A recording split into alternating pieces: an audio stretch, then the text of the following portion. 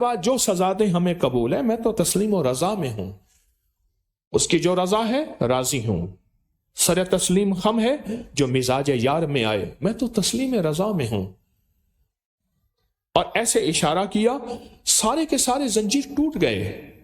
وہ کہنے لگے آپ کے بھی ٹوٹے، آپ بھی نکلیں۔ کہا نہیں، وہ سارے نکل گئے اور جیل پھر خالی اور سلاخیں دروازے بند اور ان کے زنجیر پھر زنجیر میں، یعنی پھر ویسے جیسے زنجیر تھے۔ اور جب پتہ چلا کہ جیل خالی ہو گئی ہے، وہ بیچارے حیران ہوئے، کیا ہوا؟ کہا میری وجہ سے یہ خطا ہوئی ہے، آپ ایسا کریں ان سب کے جرم، ان کی سب کی سزائیں میرے لیے مقرر کر دیں۔ اور پھر انہیں ایک واقعہ سنایا، کہا کہ یہ سب کچھ میں نے اپنے مرشد سے پایا، اور کہا لوگوں نے میرے مرشد کے بارے میں غلط افواہیں اور داستانیں بیان کی، میں سنتا رہتا تھا اور میرا عشق بڑھتا رہتا تھا۔ ایک دفعہ میرے حضرت نے، میرے شیخ نے، مرشد نے مجھے بلایا اور بلانے کے بعد فرمایا سر نیچے کر۔ سر نیچے کرنے کے بعد میری گردن کے نیچے جو بال تھے، جہاں وہ بال ختم ہو رہے تھے، ان باروں پہ ہاتھ پھیرا اور کہنے لگے کہ انشاءاللہ تعالی قیامت کے دن اللہ بھی تجھے ایسے تھپکی دے گا، اور دیکھ تیری نظر جہاں جائے گی پتھر پگھل جائیں گے، لوہے مٹی ہو جائیں گے۔ کیوں؟ اس لیے کہ تو نے زندگی میرے عشق اور محبت میں گزاری ہے۔ آزمائشوں میں کمزور نہ ہو جانا، خیال کرنا آزمائشوں میں پھسل نہ جانا۔ اور پھر یہاں تک آزمائش نہیں آئی، پھر انہیں پھانسی دی گئی۔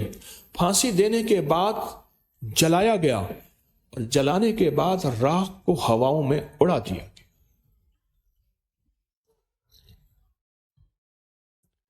اور وہ تسلیم و رضا کی زندگی میں سفر کرتے رہے۔ لطف سجن دم بدم، قہر سجن گاہ گاہ، ایویں سجن واہ واہ تے اویں سجن واہ واہ۔ تسلیم و رضا، یہ منصور حلاج تھے جو صدیوں سے لوگوں کے کانوں میں، دلوں میں، ورقوں میں، حرفوں میں، زبانوں میں اور مجموعوں میں سنے لکھے بولے جا رہے ہیں۔ یہ منصور حلاج تھے۔ منصور حلاج کی ساری زندگی میں صرف ایک چیز تھی، وہ تھی فنائیت۔ فنائیت، فنا ہو جانا۔ کہنے لگے کسی فقیر سے بیعت ہونے سے پہلے آنکھیں بھی کھلی رکھنا، کان بھی کھلے رکھنا۔ بیعت ہونے سے پہلے آنکھیں بھی کھلی رکھنا اور کان بھی کھلے رکھنا۔ کانوں سے اچھی طرح سن لینا ان کے بارے میں جو مثبت ہے، جو منفی ہے، جو نیگیٹو ہے، جو وسوسے ہیں، جو شک ہیں، جو کچھ بھی کہانیاں ہیں، کانوں سے سن لینا، اور آنکھوں سے جو کچھ بھی دیکھنا ہے دیکھ لینا، غلط یا ٹھیک۔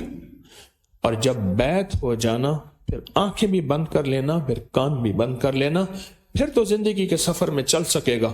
ورنہ ہر برق پکارے گا تجھے پیار سے 100 بار، اور دامن میں الجھ کر تجھے روکیں گے بہت خار۔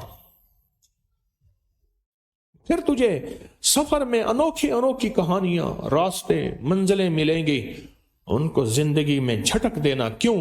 تو نے پہلے آنکھیں بھی کھلی رکھی تھیں اور پہلے کان بھی کھلے رکھے تھے۔ بیعت ہونے کے بعد کسی فقیر سے نسبت کے بعد اب آنکھیں بھی بند اور کان بھی بند۔ یہ منصور حلاج تھے۔ پھر آزمائشیں آئیں اور بہت زیادہ آئیں اور آتی گئیں، اتنی آتی گئیں، اتنا آتی گئیں، ان سے ایک لفظ کہا گیا، آپ یہ کہہ دیں کہ آپ نے انا الحق نہیں کہا، بس اتنا کہہ دیں کہ آپ نے نہیں کہا۔ بڑے بڑے لوگ ان کے پاس آئے، ہم بادشاہ سے کہیں گے، اس وقت حالت سکر میں تھے، یعنی مست و کیفیت کی حالت میں تھے، اللہ کی محبت کی مستی میں تھے، وہ اس وقت یہ ہوش میں نہیں تھے۔ کہا نہیں، میں ہر وقت اس ہستی کو دیکھتا ہوں، وہ ہر وقت دل کے آئینے میں ہے تصویر یار، دل کے آئینے میں ہے تصویر یار، جب ذرا گردن جھکائی دیکھ لی، دل کے آئینے میں ہے تصویر یار۔ اور کسی سے बायजीद बुस्तामी रहमतुल्लाह अलैह से पूछा, दिल आईना कैसा बनता है, जरा गौर से सुनिएगा। अब आशिक बैठे हैं, दीवाने बैठे हैं, यकीन वाले बैठे हैं, एतमाद वाले बैठे हैं, रूह की सफर के राही बैठे हैं, मुसाफिर बैठे हैं। बायजीद बुस्तामी रहमतुल्लाह अलैह से पूछा, दिल आईना क्या, दिल आईना कैसे बनता है? तो फरमाया, अपनी बताऊं या किसी और की बताऊं? जी आप अपनी बात बताएं कि दिल आईना कैसे बनता है। फरमाया, किसी भी चीज को आईना बनाना हो तो उसको पत्थर से रगड़ना पड़ता है, रगड़ते रगड़ते रगड़ते एक वक्त आता है उसमें अपना अक्स नजर आता है। वो पत्थर हो या धात हो, कोई भी चीज हो। तो फरमाया, मैंने अपने दिल में जितनी नागवारियां, चोटें, तकलीफें बर्दाश्त की हैं तुम सोच नहीं सकते। तुम बायजीद को अब देखते हो, अब का सफर जो बायजीद का पिछला सफर है जिसमें चोटें ही चोटें हैं, तकलीफें ही तकलीफें हैं और नागवारियां ही नागवारियां हैं, तुम बायजीद के उस सफर को नहीं पहचानते जिसमें सारी नागवारियां, चोटें हैं।